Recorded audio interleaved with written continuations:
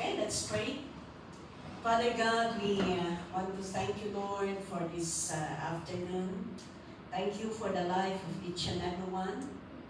As we listen to your word, I pray for the divine understanding and the divine wisdom to just impart to each and every one, wherever they are right now, O God, even those who are joining us online. Father, we pray for your blessing upon each and every one, Lord. Bless your word and bless each and everyone's heart, O God, para maunawaan namin, Panginoon, ang salita mo na aming papakinggan sa hapon ito. Salamat, O Diyos, at ito po ang aming panalangin sa pangalan ni Jesus. Amen. Okay, good afternoon to everyone, and of course sa mga kasama natin sa online, good morning, good afternoon. Ayan, sa ibang sa other nations, good morning sila, no? But dito po sa Asia, it's good afternoon. So we praise the Lord for every day po na service natin. And we thank the Lord for all the people who are joining us every day. Yeah? Alam niyo, napakaganda po na tayo ay palaging nakikinig, lalo-lalo na kung may panahon na ibinibigay ng Panginoon, na opportunity para tayo ay makinig sa salita ng Panginoon. Ay napakaganda po na palaging tayong nakikinig. Amen? Okay, ang ating topic this afternoon is, problems that plague many believers in building their faith. Mga problema na, anong plague? Mga problema na namimisti, tama ba yun? Sa mga believers, para sa building ng kanilang faith. Yeah? Kaya imbis na maganda yung mga paglago nila sa pananampalataya, ayan, maraming mga problema para maistorbo or para yung mga faith ng mga believers ay hindi po lalago. Or it will become worse, hindi lang lalago, bagkus mawawala sila sa presensya ng ating Panginoon. Okay? Kaya tingnan po natin itong mga problema na ito na dapat nating ayusin sa buhay natin. Alam niyo, kung may problema at hindi mo aayusin, it will become worse and worse. Yeah? Ganun din sa buhay ng isang Kristiyano. Kung may alam mo na may problema sa pananampalataya mo at hindi mo ito aayusin kaagad, mas lalong lalala ito. Yeah? At hanggat ikaw ay mawala sa presensya ng ating Panginoon. Okay? Kaya ang unang-una is, the first problem is, kung bakit ang isang believer ay hindi maganda yung paka-build up ng kanilang pananampalataya, ay unang-una, they had problems with their foundations. Yeah? May problema sa kanilang pundasyon. Alam natin, sa building, sa tulay, sa lahat ng nabibuild, ang pinaka-importante sa lahat ay ang foundation. Yeah? Ang building na ito, itong building na ito, 16th floor. No? Ito, nandito tayo sa 15th floor. Kung hindi maganda ang foundation nito, baka biglang magko-collapse. Yeah? Or, baka biglang natumba. No? But because the foundation is very good, kaya makikita natin na kahit medyo luma na itong building na ito, pero makita pa rin natin na matibay. Okay? The same sa problema ng isang nananampalataya. Alam niyo, the strength of the house or building is dependent on its foundation. Kung ano ang kalakasan ng isang building or isang tulay, depende sa foundation. Tingnan ninyo yung isang problema ng tulay doon sa Isabela. Nakita ninyo yan sa news, ano? Ikagagawa lang na tulay, biglang nag-collapse. What kind of project is that? The problem is because of the foundation. Yeah. Kaya ganun din ang isang Kristiyano. Bakit hindi lumalago? Bakit yung buhay niya ay hindi matibay ang kanyang pananampalataya? The problem is because of their foundation. Yeah. Kaya tingnan natin ang foundation natin. Okay. And 1 Corinthians chapter 3 verse 10. Okay. Sabi niya, by the grace God has given me, I laid a foundation as an expert builder, and someone else is building on it. But each one should be careful how he builds. Yan.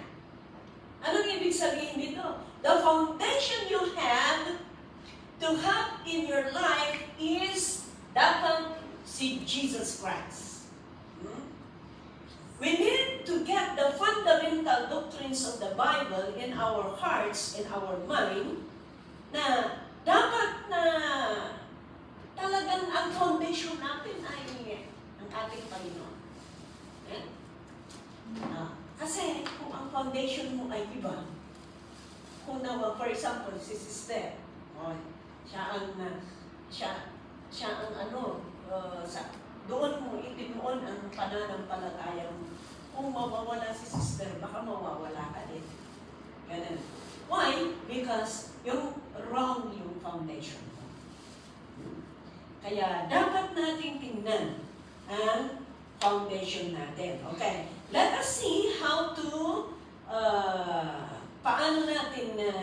paano yung foundation natin. Tingnan na natin ang magandang foundation.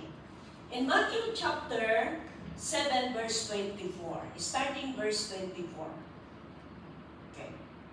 Therefore, everyone who hears these words of mine and puts them into practice is like a wise man who built his house on the rock.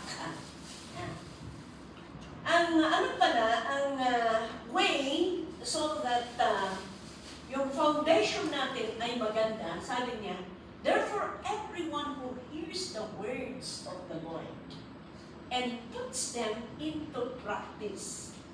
Yung pala, para maganda yung foundation natin sa pananampalataya, kailangan na ang gagawin natin, pakinggan natin ang sasalita ng Panginoon, hindi lang yung papakinggan, kundi put it into practice, sabi niya. Ibig sabihin, pakinggan natin at gagawin natin. In short, hear and obey. Hear and obey. Hear and obey. Hear and obey the Word of God so that yan po ang isang way para maganda ang foundation natin. Kasi sabi niya, everyone who hears these words of mine and puts them into practice is like a wise man who built his house on the rock. Yung tao na napakinggan niya ang gagawin niya, yan ang tao na, sabi niya dito, binibuild niya ang kanyang bahay doon sa rock. On the rock. Next verse. Tuloy na natin. The rain came down, you see, the rain came down, the streams rose, and the winds blew and beat against that house. Yet it did not fall, Because it had its foundation on the rock. Napakaganda, no? Yan. Dumating ang malakas na bagyo, malakas na ulan. Yan. Lumaki ang dagat, kagaya sa Cebu. Ano nangyari sa Cebu, no? And the winds blew. Dumating ang malakas na hangin. Para banggahin ang bahay na yan. Pero sabi niya dito, hindi natumba. Hindi natumba. Because it has its foundation on the rock. And the rock is Jesus. Yeah? Ibig sabihin, ang isang tao na nananampalataya, para gumanda ang kanyang pananampalataya sa Panginoon at lalago, kailangan pakinggan mo ang salita ng Panginoon, gagawin mo, action mo yung pinapakinggan mo, para darating man ang ulan, streams, or wind, it represent trials, panlubo, pagsubok sa buhay, no? Mga problema sa buhay, mga krisis sa buhay, kahit walang trabaho, kahit na-terminate, kahit cruel si amo, or ano pa. Daming mga pagsubok. Pero sabi niya dito, it did not fall. Hindi matutumba. Hindi matutumba. Bakit? Nandun yung foundation niya. Ang foundation niya is on the rock. Ibig sabihin, talagang yung pananampalataya niya ay nakatuon doon sa bato na yung bato na yan, siya ang represent Jesus. And Jesus, dahil nasa Panginoon siya, kahit anong problema, kahit anong mga pangyayari, kayang-kaya pa rin niya. Alam niyo kung bakit? Because kasama niya ang Panginoon. Amen. Ayan. Kagaya nga yung istorya ko na dalawang maliit na payat na punong kahoy at matabang punong kahoy. Tabang punong kahoy, payat na punong kahoy. Tapos, may dalawang tao. Yeah. Itong mataba, ang daming mga tao sumisilong sa kanya. Di ba? Ang ganda yung kagaya sa probinsya, sa puno ng mangga, lalong-lalo na kung maraming dahon yung mangga. Ayan. Nandoon yung duyan. Nandoon yung duyan para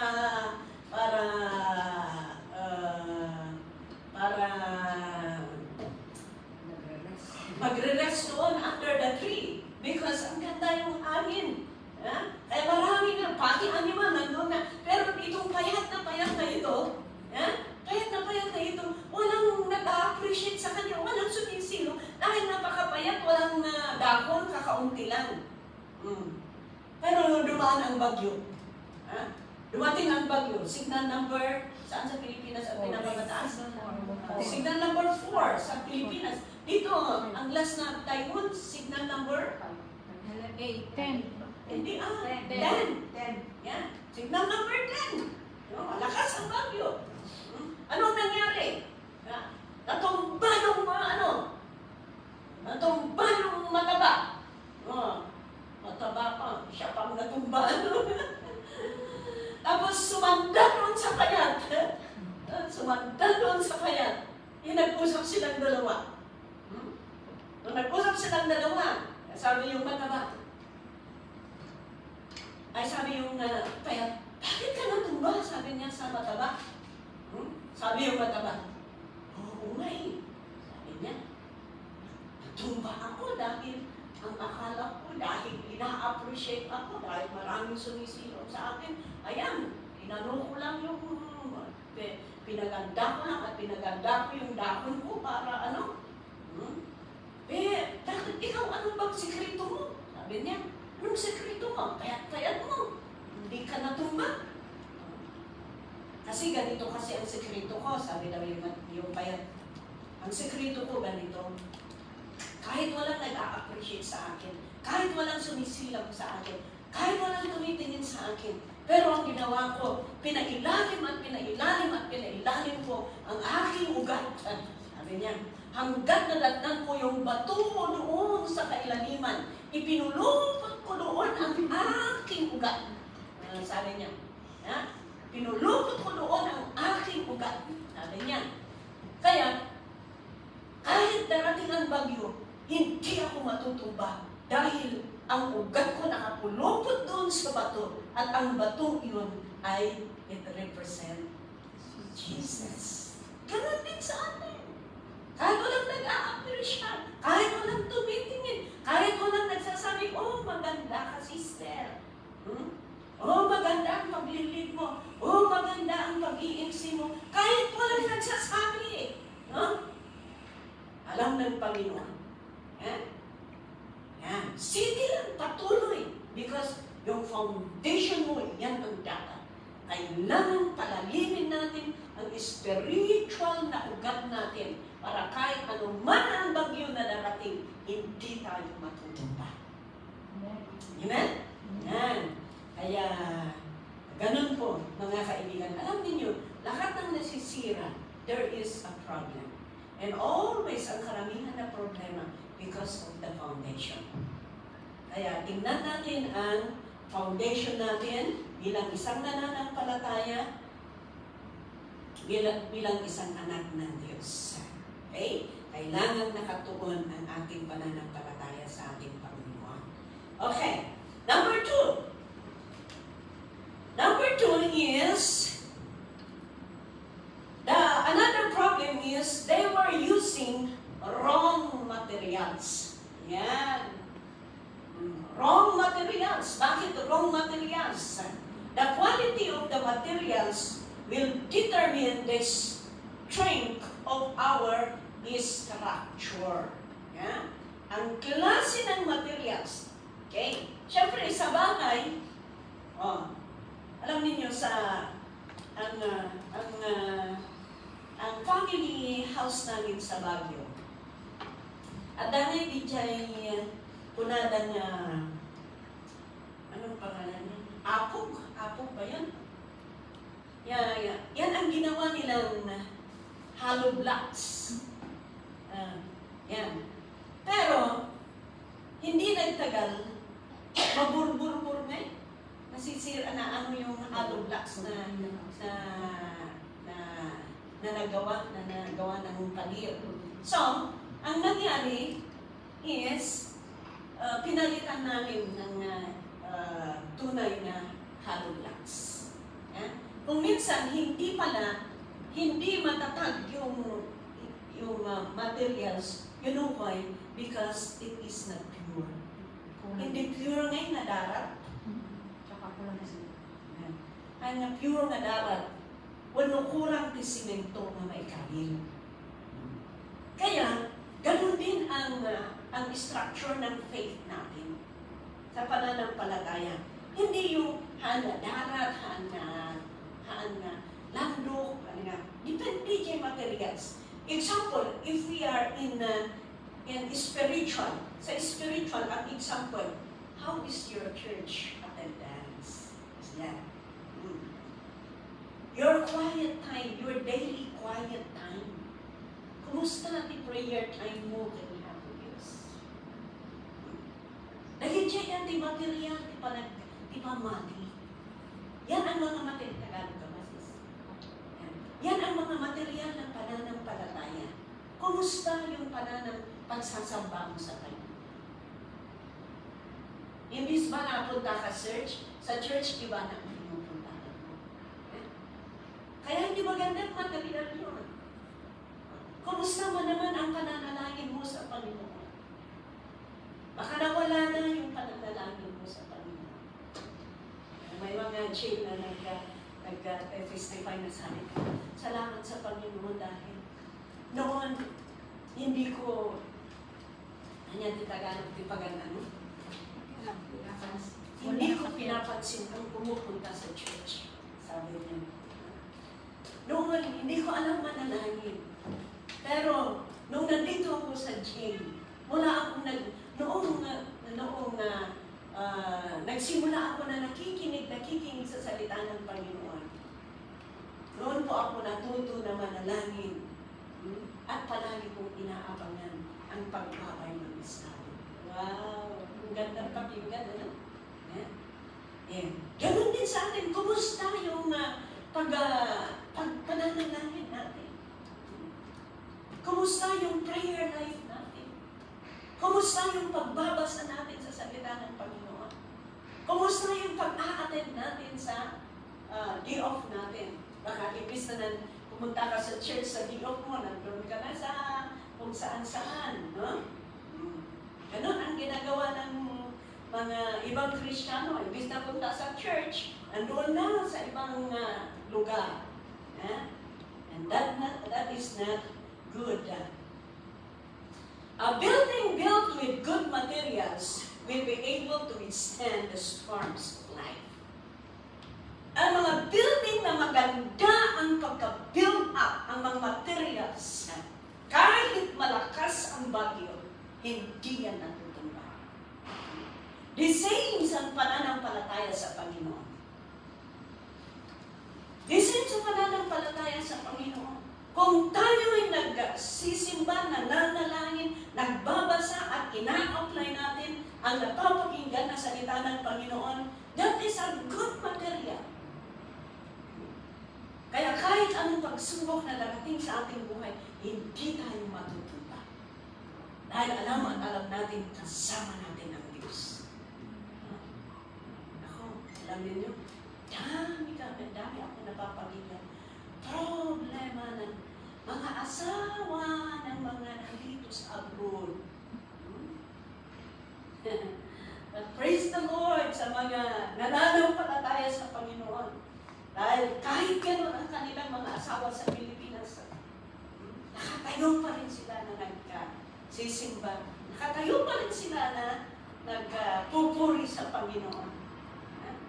Mabanbanog ka na gano'n, nakapagod ka nga dito sa trabaho, tapos sinasabi pa nila na may iba kang ginagawa. Naku! But praise God because ang Panginoon, nandyan ang Panginoon na kasama ninyo. Kaya kahit gano'n ang hinaharap ninyo, ay nandyan pa rin kayo na pinapanalangin ninyo ang iyong mga pamilya sa Pilipinas. Amen? At hindi kayo nawawala sa Panginoon. Kaya let's continue to serve the Lord. Amen? Make quality choice and use quality materials, mga kaibigan, to build our faith or our lives in the Lord. And pilihin ninyo. Alam ninyo, ibig sabihin, make quality choices. Ibig sabihin, talagang mamili ka ng alam mo magbibigay ng magandang future mo. Ganun. And use quality materials. Use your quality time for the Lord. Hindi yung susubra na oras mo lang, madalang time mo sa kantuan. Kailangan you make your choice. Nasabihin mo, Lord, okay, help me. Para sa day of ko, Panginoon, I will really spend for you. Sa pagbabasa naman sa salita ng Panginoon, sabihin mo kay Lord, tulungan mo ako, Lord. I will determine to read every night 3 chapter or 2 chapter. Ganon, para hindi ka patutulugin ng Panginoon hanggang makabasa ka sa salita niya. Hallelujah. Yes. Kailangan yan ang susunod. Okay? Number 3. Kaya sabi ko, make quality choices and use quality materials to build up your faith, your lives in the Lord. Okay? Number 3. And number 3 is the effort that we were willing to put in. Yung effort. Alam niyo ngayon, today, we live in a modernized world. Yeah? Where everything happens quickly. Example, instant coffee. Yeah. Instant noodles. Ano pa? Instant market. Instant sending money. Instant. Madaling lahat. Yan. Yan. Madaling lahat. Pero, when it comes to God, we don't want to put in, we need to put in an effort. Kailangan ang effort kung para sa Panginoon. Yan. Because, yung mga quick na yan, hindi yan ang gusto ng Panginoon.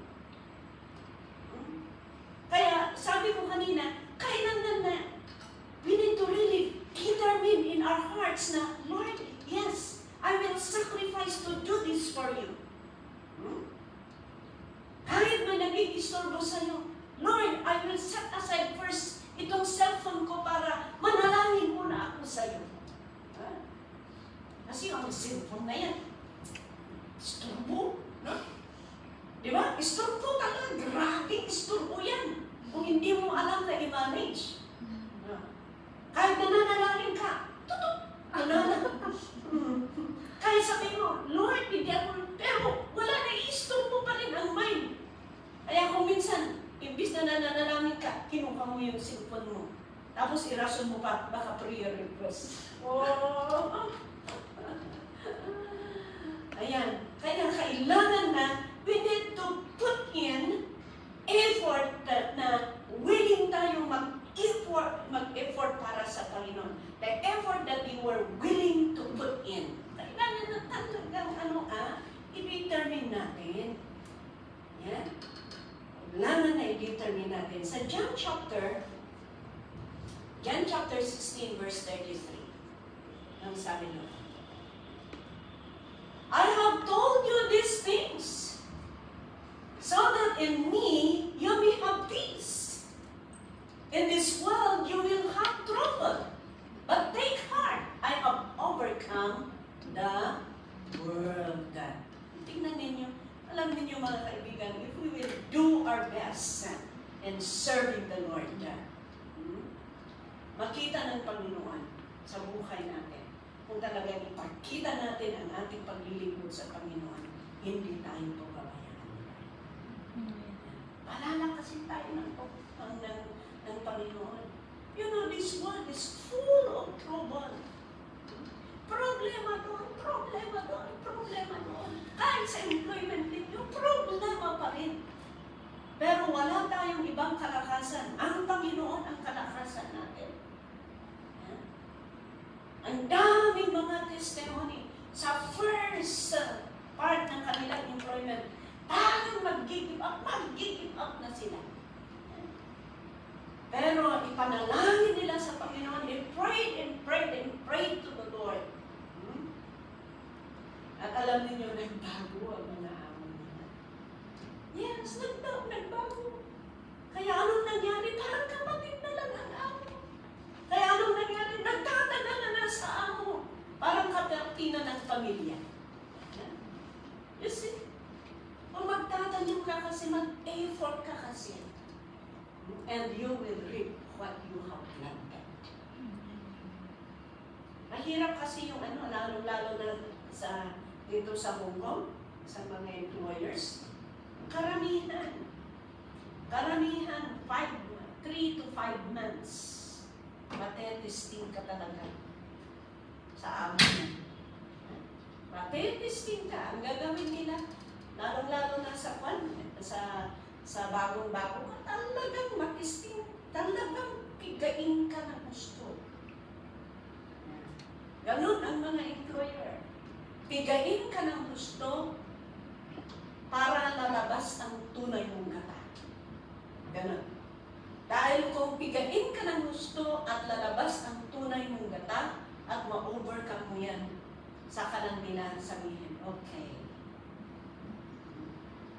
Oo ba naman? Kailangan testingin mo dahil ang katulong mo, dahil karamihan, ang katulong mo ang may-ari sa bahay mo kaysa yung employer. Ang employer magtrabaho isang araw na doon sa labas. Ikaw ang isang araw na sa loob. Diba? Ganon. Bukas, wala na naman sila. Ikaw na naman pa rin ang That's why they will really test you. Pero kung makita nila kung sino ka talaga, doon ma-build up yung trust nila. Doon ma-build up ang trust nila. Yeah? Kaya kung nakuha nila yung trust mo, yung trust sa'yo, okay na yun. Okay na ito. Siyempre, bahay mo ang bahay nila eh. Kaya, ganun talaga. And the same with God. We need to be tested para makita kung talaga din na But ang napakaganda sa Panginoon, hindi nasasayang yung yung effort natin para sa Kanya. Alam niyo, lahat ng ginagawa natin para sa sarili natin, para sa pamilya natin, it will just end up here on earth. But everything that you are doing for the kingdom of God, it will be rewarded and it was eternal.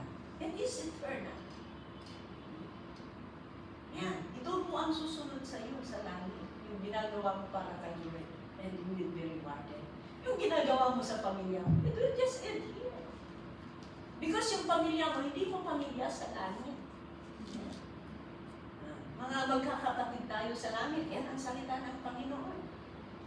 Walang asawa sa langit. Dito lang yan. Ay, ang asawa mo, huwag mong hakayaan na ang asawa mo ang magdadala sa iyo sa impyerno or hindi. Dahil sa kanya ay mawawala ka sa presensya ng Panginoon. Ibali sa langit, walang nag-aasawa doon. Yung asawa na yan, dito lang sa mundo. Dito lang sa mundo. Di ba may nagtanong kay Jesus na sabi niya, yung may nag-asawa kasi tapos namatay, inasawa uli yung isang kapatid. Tapos namatay na naman, inasawa uli. Tapos nagtanong, sino ang tunay na asawa niya sa langit?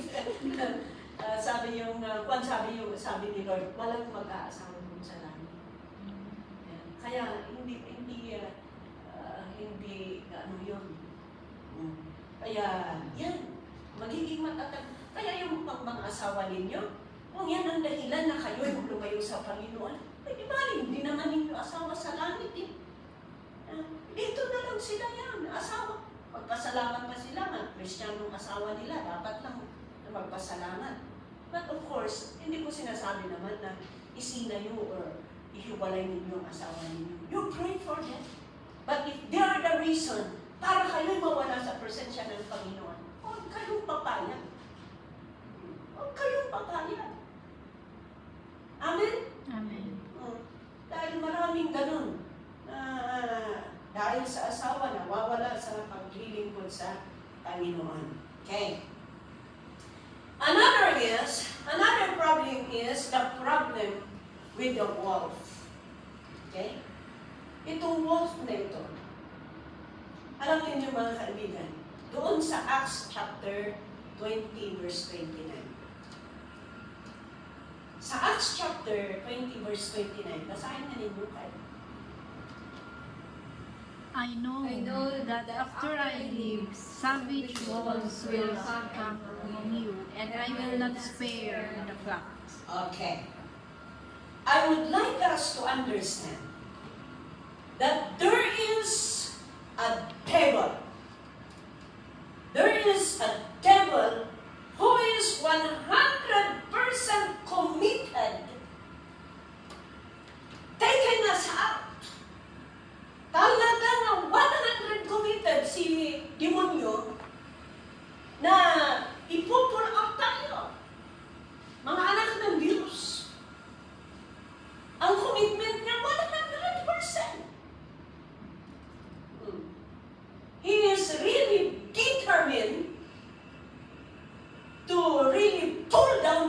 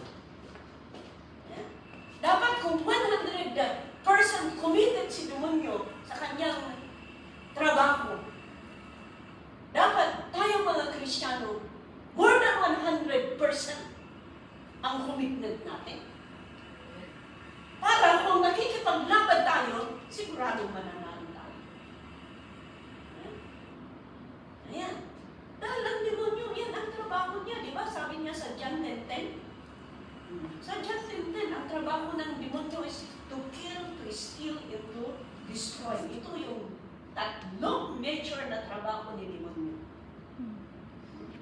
Kaya kung hindi tayo strong, ay wala.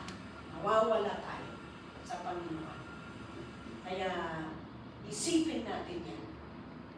Para kahit darating mga trials, maraming mga words, hindi excuse ang mga anak ng Diyos. Sa katunayan, ang mga words, ang anak pa nga ng Diyos ang kanilang sinisili. So, sisiimanda. Yan ang tinututukan nila. Na siyempre, alangan naman na yung mga kasama nila ang kanilang ipupunlaw. Siyempre, yung mga anak ng Diyos ang kanilang sinisilip. Kung saan sila pinofocus. In Ephesians chapter 6, verse 10 to 11. Finally, sabi niya, be strong in the Lord in His mighty power. Giging matatag kayo sa Panginoon. Next verse, verse 11. Put on the full armor of God so that you can take your stand against the devil's schemes. Yan. Kailangan na isuot natin ang full armor of God para hindi tayo matatamaan. Ano yung mga armor of God na sinasabi? Ano? Anong version?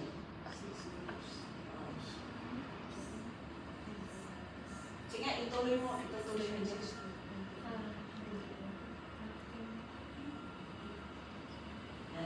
Put on the full armor of God. Ano ang mga full armor of God?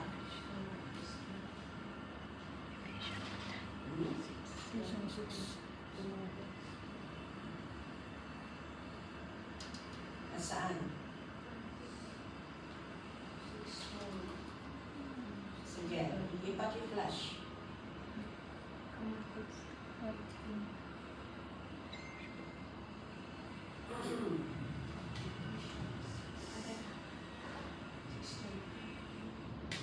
Six. Ayan. Sabi niya dito, stand firm then with the belt of truth buckled around your waist. Yan, yung faith natin. With the breastplate of righteousness. What else? Our righteousness, our obedience. And with your feet fitted with the readiness that comes from the gospel of peace. Yan, kailangan nakakanda tayo. Kailangan nakasapatos tayo para kahit may kahit lubak-lubak, kahit may thorns o kahit may ano doon, hindi tayo masusugatan. Salit. Okay. In addition to all this, take up the shield of faith. Kailangan nandun yung pananampalataya natin, which you can extinguish all the flaming arrows of the evil one. Wala na? Yan. Take the helmet of salvation and the sword of the Spirit, which is the Word of God. Yan. Ayan ang mga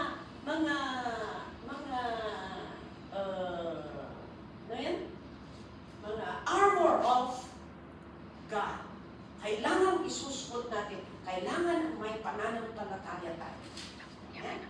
Yan po ang gagawin natin para hindi tayo atakihin ng mga kaaway.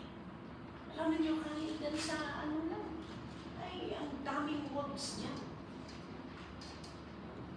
Ang daming mga kaaway dyan na pwedeng sugatin o patayin ang mga Kristiyano. Okay. And number 5. And number 5 is, yan. They focus, the focus of their faith. Kumusta ang focus ng pananampalataya natin. Okay? Kumusta ang focus ng pananampalataya natin? Kaya, doon sa Hebrew chapter 12, verse 2. Sa Hebrew chapter 12, verse 2. Anong sabi doon? Yan. Let us fix our eyes on Jesus. Okay? Let us fix our eyes on Jesus. Itong fix our eyes on Jesus, the author and finisher of our faith. Ito po ay direct sa mga believers, sa mga Kristiyano na i-fix natin, ituon natin ang pananampalataya natin kay Kristo. Amen? Kailangan ituon natin ang ating pananampalataya sa ating Panginoon. Okay, in Proverbs chapter 3, verse 5 to 6. Proverbs chapter 3, sabi niya dito, trust in the Lord with all your heart and lean not on your own understanding. Mag-trust kayo sa Panginoon, buong puso. Huwag kayong magtiwala sa sarili ninyong pag-unawa. Kaalaman. Yan. Kasi limited ang alam natin. Yan. Alam niyo, ang mind natin, makakalimutin. Diba? Makakalimutin yan. Kaya kung magtiwala ka sa isipan mo, wala. Baka nadulas ka, nakalimutan mo na ang lahat. Alam din naman, istorya lang na, ayan, ano yung pinapabili mo? Oh, bibili ka nga ng suka. Sabi daw yung nanay, nung nadulas, nakalimutan niya. Maraming ganun, di ba? Maraming ganun. Kaya tuloy, sabi yung mga unbeliever, may kasabihan para maalala mo yung kukunin mo. Babalik ka kung saan. Babalik ka kung saan yung pinanggalingan mo para maalala mo yung nakalimutan mo, sabi nila. Pero, ayan, pamahiin yun. Pamahiin yun. Pero sabi niya, kaya pala sabi niya, trust in the Lord with all your heart and lean not on your own understanding. And verse 6, anong sabi doon sa verse 6? And all your ways acknowledge Him, and He will make your paths straight. Yeah. In all your ways acknowledge Him. Paano mo i-acknowledge ang Panginoon? Sa lahat ng lakad mo, sa lahat ng ginagawa mo, you trust Him, ipanalangin mo. Panalangin mo. Ang sabi mo, and He will make your paths straight. Para maganda ang lakad mo. Oh. Kung lalabas ka, manalangin ka. Kahit nandun ka sa loob. Lahat ng katulong, karamihan dito sa loob, di ba? But you know, it's good for you to trust the Lord or pray to God before you start your day. Pray to the Lord. You start your day with prayer and end your day with prayer. Yan. Maganda yan. Simulan mo ang araw ng panalangin, tapusin mo ang araw ng panalangin. Amen. Amen. Hallelujah. At maganda po. Alam niyo, siguro napapansin niyo yan. Kung nananalangin kayo, bago ninyo simulan ang trabaho ninyo, ay parang ang gaan-gaan, ano? Parang ang gaan-gaan yung lahat ng ginagawa mo. Pero, wala. Kung hindi ka, lalo-lalo na kung hindi ka nagsimba, ay, sigurado yan. Buong linggo mo mabigat. Lalo-lalo na kung nag-day off ka, tapos nag-galibanting ka sa labas, ay, wala Nagbitin lahat ng mga demonyita, nagbunyito sa iyo. Pero nakuha mo sa labas, nakiuwi sa iyo sa bahay. Ayan. Kaya madali yung ting, puros ting. Madali kang magalit. You know why? Because the enemy. Yeah? But if you come to the house during your day off, you come to the house of God and really praise the Lord and pray to God, I tell you, you will go home with joy in your heart. Yeah? may kagalakan sa puso mo. Umuwi ka sa bahay ng amo mo. You feel that you are complete. Why? Because of the presence of God. Pero kung Kristiyano ka, nandiyo ka, kung saan-saan ka pumupunta, ay dali. Uuwi ka sa bahay ng amo mo. Alam mo yan, nararamdaman mo, parang may kulang. Hindi lang parang may kulang talaga. Hallelujah. Amen? Kaya, let us focus on Jesus. In Mark chapter 11, ay ito, Isaiah chapter 26 verse 3. Sabi natin, maganda ito. Sabi niya, you will keep in perfect peace him whose mind is steadfast because he trusts in you. Yeah. Kaya kung mag-trust tayo sa Panginoon, God promises perfect peace, yeah, mag-remain sa mind natin as we fix our eyes on Jesus. Kaya kahit anong problema mo, nandun pa rin yung peace. Nandiyan, sweet peace. Pero pwede rin, sweet peace. May peace na ibibigay ng ating Panginoon. Okay. Kaya sa Mark chapter 11 verse 22. Sa Mark chapter 11, 22, sabi niya, have faith in God. Kaya focus natin. Sana yung faith natin nakafocus sa ating Panginoon. Colossians chapter 3, verse 2. Colossians chapter 3. Set your minds on things above, not on earthly things. Yeah? And encourage ito na let us set our mind on things above, not on earthly things.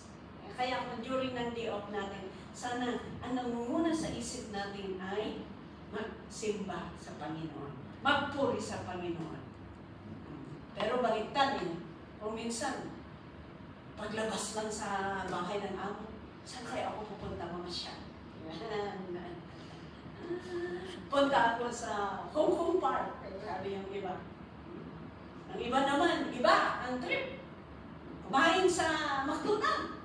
Tapos mag-transfer sa Cafe de Coral. Magkape uli sa KFC. Hanggat matapos ang araw, puros kain-kain. Pasyal kain, pasyal kain, pasyal kain. Walang ginawa para sa Panginoon. Kawawa ka naman po ganun. And let us set our mind on things above. Sana po, wag kang mapakali kung wala kang nagawa para sa Panginoon. Ganun. Para masaya ka. And Psalm chapter 56 verse 3. Ito. When I am afraid, I will trust in you. Yeah. This is a declaration to trust in God when fear or doubt arises. Yeah. Kailangan i-declare natin, mag-trust tayo sa Panginoon, lalo kung minsan may doubt, may mga fear sa buhay natin. But let us declare our faith, declare our trust in the Lord, at ang Panginoon tutulungan niya tayo. Amen po ba? Amen. Kaya these scriptures encourage that we need to shift our focus from the world. Ayan. I-focus natin, magkakaroon sana tayo ng divine trust in the Lord. We need to have that trust in the Lord para hindi tayo mawawala sa ating pananampalataya sa ating Panginoon. Kaya, yan to ba mga napapag-aralan natin? Kung bakit hindi lumalago ang hindi mabibuild up ang faith ng isang pananampalataya because may problema sa foundation.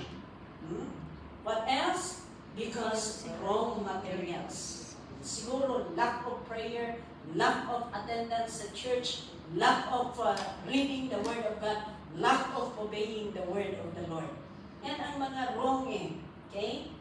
Another is, we need to the effort that we will willing to put in. Ibig sabihin, we need to command and we do our best for the kingdom of God.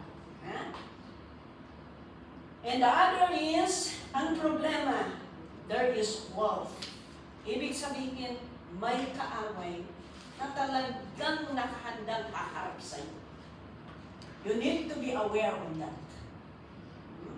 So that you need to stand and continue to be strong and continue to obey the Lord. And the last one is the focus of our faith. Titingnan natin. That's why we need to check. I-check natin ang foundation natin. I-check natin ang materials natin. I-check natin kung ang puso natin ay talagang ginagawa natin ang best natin. And we need to be aware that there are wolves around us. That is, ang focus nila ay sisirain tayo. So that we need to put on the full armor of God para hindi tayo matatalo. And the last one is our focus, focus natin sa faith natin sa Panginoon. Amen? Hindi tayo, huwag natin itingin sa mundo ang ating pananampalataya. Let us fix our eyes on Jesus so that we will not be diverted from the hand of the Lord. Amen? So ito po ang ating lesson ngayon. And may the Lord bless each and every one of us as we continue to check our foundation sa ating pananampalataya sa Panginoon. At kung alam natin na may wrong, sana po willing natin na iayos ang ating pananampalataya. Amen? Okay, let's stand and let's pray. Hallelujah. Thank you, Jesus. Salamat po, Panginoon, sa aming napakinggan na salita mo. Lord, alam mo po ang sitwasyon ng bawat isa. Alam mo po kung paano yung foundation ng aming pananampalataya. Alam mo po, Panginoon, if we have the right materials, Lord God. Alam mo po, Panginoon, kung ginagawa namin ang effort namin na talagang maglingkod sa iyo. Patawarin po kami, Panginoon, kung kami po ay naglalaro sa aming pananampalataya. Para ma-focus namin, Panginoon, ang aming pananampalataya sa iyo. Dahil alam po namin that there are wolves, maraming mga kaaway, Panginoon, na gustong sirain ang buhay namin, gustong sirain ang pananampalataya namin. Lord, tulungan mo kami para kami po, Panginoon, ay magiging matatag dahil sa iyong salita at sa iyong presensya. Huwag mo kakayaan, Panginoon, na kami po ay mawalay sa iyong presensya, bagkus kami po ay magiging matatag para kahit anuman ang sitwasyon, kahit anuman ang problema, Panginoon, magpatuloy pa rin kami nakakapit sa iyo dahil ikaw po ang may hawak ng buhay namin, ikaw po ang may hawak ng aming hininga, ikaw po ang may hawak ng aming hinaharap, Panginoon. At alam po namin, Panginoon, kung kami po ay nakatuon sa iyo, if we trust you, Lord, if we submit everything unto you, Panginoon, alam po namin, Panginoon, na hindi mo kami pababayaan. Dahil yan ang pinangako mo, Panginoon, na kung kami tapat sa iyo, tapat ka din sa amin, Panginoon. So, Father, I pray, O God, bless everyone, Lord. Ano man ang mga pagkukulang namin, tulungan mo kami para maiayos ang mga pagkukulang namin sa aming pananampalataya. Kung ano man ang dapat, Panginoon, tulungan mo kami para yung kung ano ang dapat namin gawin, yan po ang dapat namin gagawin para po sa iyong kapurihan. Lord, thank you. Bless everyone, even those who are joining us online, wherever they are right now, Lord God. Lord, tulungan mo ang bawat isa sa amin. Iayos mo ang buhay namin, Panginoon, para hindi po kami mawawala sa iyong presensya. Dahil alam po namin, Panginoon, na ang mundong ito punong-puno ng problema. Full of trouble, O Lord God. But Father, we want to thank you because we came to know you, O Lord God. Nakilala ka namin, Panginoon, na pwede naming takbuhan pwede naming lapitan sa oras ng kagipitan. Nandiyan ka, Panginoon, na hindi mo kami pinapabayaan. Salamat po, Diyos. Purihin ka namin at ibinibigay po namin sa iyo ang papurit po sa salamat sa matamis na pangalan ng aming Panginoong Jesus. Amen.